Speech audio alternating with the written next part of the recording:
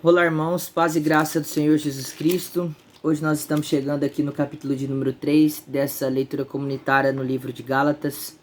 E depois então de nós analisarmos o capítulo 1 e o capítulo 2, onde Paulo faz uma análise autobiográfica, um argumento autobiográfico para defender não somente o seu apostolado, mas autenticar a mensagem que ele estava pregando como uma mensagem verdadeira, ou seja, o evangelho de Cristo, Cristo sendo crucificado em meu e em seu lugar, como algo suficiente para nossa salvação, sem que nós precisássemos de outras coisas além da própria obra de Cristo em nosso lugar. No capítulo 3, então, Paulo traz à memória a primeira vez em que esses Gálatas ouviram o evangelho e, ao lembrar que eles creram e foram recebidos como salvos pela fé em Cristo, pela obra do Espírito, somente por ouvir a palavra de Deus e crerem. Paulo agora faz uma pergunta para eles: ó Gálatas insensatos, vocês são insensatos, vocês são estúpidos, porque vocês estão simplesmente trocando o evangelho, aquilo que é definitivo para nós, por aquilo que já passou e já caiu, que é a lei.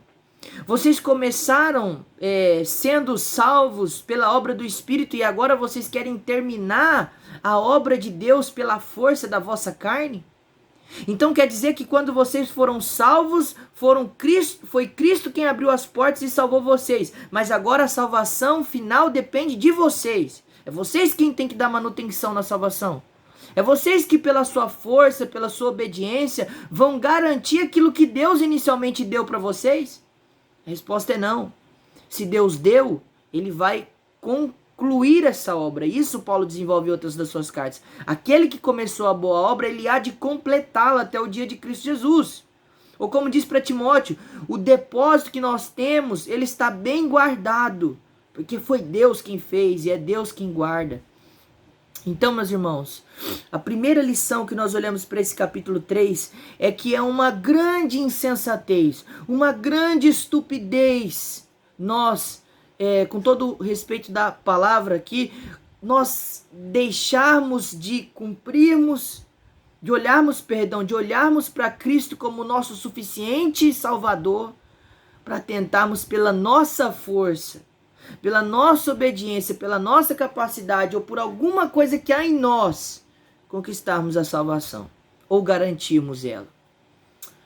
A nossa justificação e a nossa salvação não depende de nós. Não está nas nossas mãos preservá-la. Está nas mãos do Senhor. Porque foi Ele quem começou e é Ele quem vai terminar.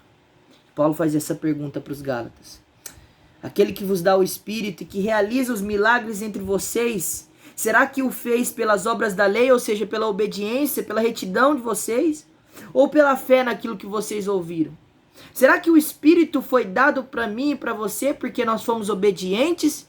Ou será que o Espírito foi dado para nós porque quando nós ouvimos a palavra, Deus foi gracioso e penetrou a sua palavra pelo seu Espírito em nosso coração? Porque se nós lembrássemos bem do nosso passado, quando nós ouvimos a palavra, nós não éramos pessoas que andavam em retidão.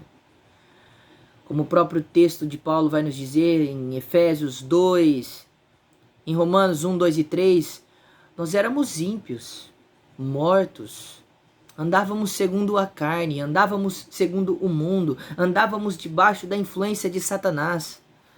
Então, claramente, nós vemos que deixar de crer que Deus é suficiente na nossa salvação por meio da obra do Deus Trino, que nos escolheu, que Cristo morreu por nós e ressuscitou, e o Espírito realiza o restante dessa obra em nós.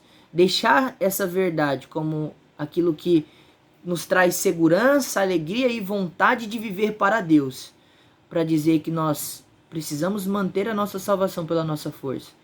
É como Paulo está dizendo para nós. É como se nós estivéssemos sendo enfeitiçados, seduzidos, insensatos. E depois disso ele vai usar o exemplo de Abraão para mostrar que a salvação ela vem por meio exclusivamente da fé e do pacto que Deus faz com o homem e não do pacto que o homem faz com Deus, porque é Deus quem cumpre as suas promessas, é Deus quem é fiel à sua promessa. Ele fala isso de Abraão e depois ele mostra que a lei ela tem um único objetivo. Em todo esse capítulo nós podemos perceber alguns objetivos. No verso 10 ele mostra que todos aqueles que querem obedecer e agradar a Deus por meio da obediência serão malditos, porque nós não conseguimos cumprir todos os mandamentos. Na verdade, nós tropeçamos em quase todos. E Tiago diz para nós, aquele que tropeçar em um só ponto é culpado da lei toda. Então nós não podemos agradar a Deus. Então nós precisamos olhar para Cristo como aquele que se tornou maldição em nosso lugar, como diz no verso 13, né? Que Cristo nos resgatou da maldição da lei, tornando-se maldição em nosso favor.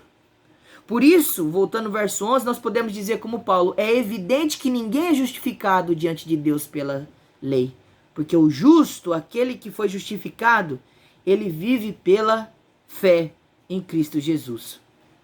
E depois disso, depois dele mostrar que Cristo é aquele que sofreu a maldição da lei e da ira de Deus em nosso lugar, ele vai mostrar para nós, ainda nesse capítulo, do verso 19 em diante, que a lei ainda tem o objetivo de restringir o pecado e mostrar para nós que nós somos pecadores, e ela cumpriu o seu propósito como um grande tutor.